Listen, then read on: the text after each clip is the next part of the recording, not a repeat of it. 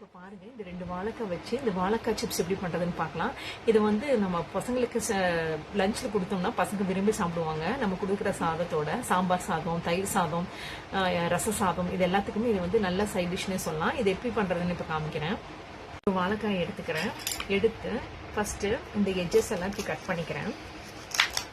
இதை கட் பண்ணிக்கிட்டு இதை மட்டும் லைட்டாக இந்த இடத்துல கட் பண்ணிக்கிறேன். கட் பண்ணிவிட்டு இந்த பீலர் இருக்குது பார்த்தீங்களா, இந்த பீலரில் இதை அப்படியே லைட்டாக உரிக்கிறேன்.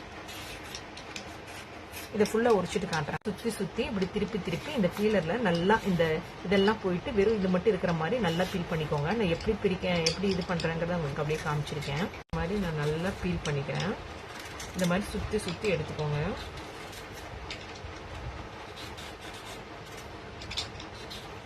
பண்ணி வச்சுட்டேன். பீலெல்லாம் பண்ணி நல்லா ரெடி பண்ணிட்டேன். இப்போ எங்கள் வீட்டில் வந்து நாங்கள் கேரட் திருவருக்கு இந்த மாதிரி தான் யூஸ் பண்ணுவோம். ஸோ இதில் இந்த மாதிரி ஸ்லைடில் இருக்கும் பார்த்தீங்களா, இது வந்து கேரட் திருவருக்கு பெருசு சின்னது இந்த மாதிரி இருக்கும். இது உங்களுக்கு எந்த மாதிரி வேணுமோ இதில் மாதிரி 2 ஸ்லைடு இருக்குது என்னோடதுல. நான் அதை அப்படியே சுற்றி காட்டுறேன் பாருங்களேன், என்னோட கேரட் திருகிற ஸ்லைடு. இப்போ நான் இதில் வந்து இந்த இது திருக போகிறேன். இப்போ பாருங்களேன், இது எப்படி பண்ணுறேங்கிறத காட்டுறேன். தெரியுதா உங்களுக்கு? கீழே பாருங்கள்.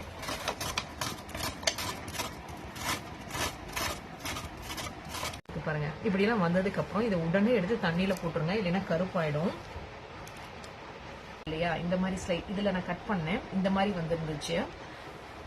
ஸோ இந்த இதில் கட் பண்ணதுக்கு இந்த மாதிரி டிசைனில் வந்துருந்துச்சு.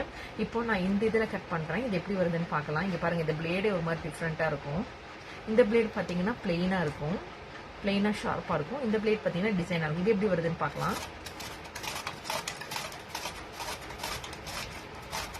இது அதை விடவே ஈக்குவல்லாம் அழகாக வந்திருக்குங்க.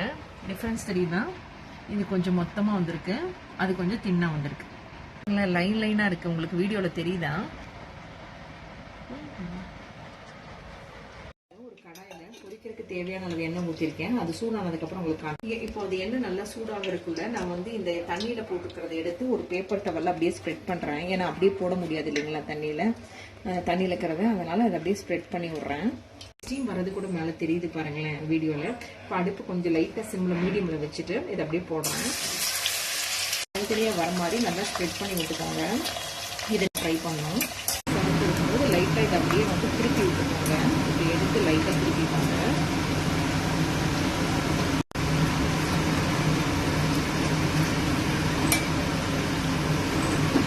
இப்போ பாருங்க, நல்ல கோல்டன் ஃப்ரை ஆகிடுச்சு. இப்போ நான் எடுக்கிறேன். இதை எடுத்து இங்கே பாருங்கன்னா இந்த மாதிரி குழம்பு இருக்கும்.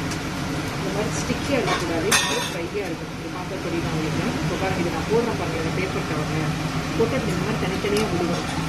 இப்போ நீங்கள் எடுத்து போடும்போது நம்ம எண்ணெயெல்லாம் வடிச்சிட்டு இப்படி போடும்போது இது பழம் விடுவோம்.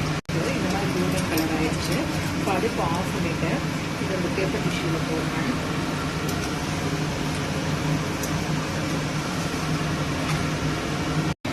பாருங்க, நீங்கள் இது இப்படியே சாப்பிட்டீங்கன்னா கூட நல்லா கிறிஸ்பியாக தான் இருக்கும். ஏன்னா இது உப்பு தண்ணியில் தான் சூப் பண்ணி எடுத்து ஃப்ரை பண்ணேன்.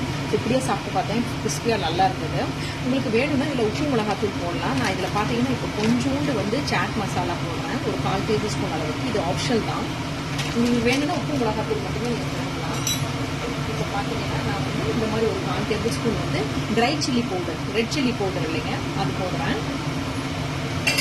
அப்புறம் கொஞ்சமாக வந்து இங்கே நம்ம போடுறது உப்பு போடுறோம் இல்லையா, உப்பு ஏற்கனவே அதில் கொஞ்சம் போட்டுக்கிறதுனால நீங்கள் இதை பார்த்து இதுக்கு வந்து கொஞ்சமாக உப்பு போட்டிருக்கேன்.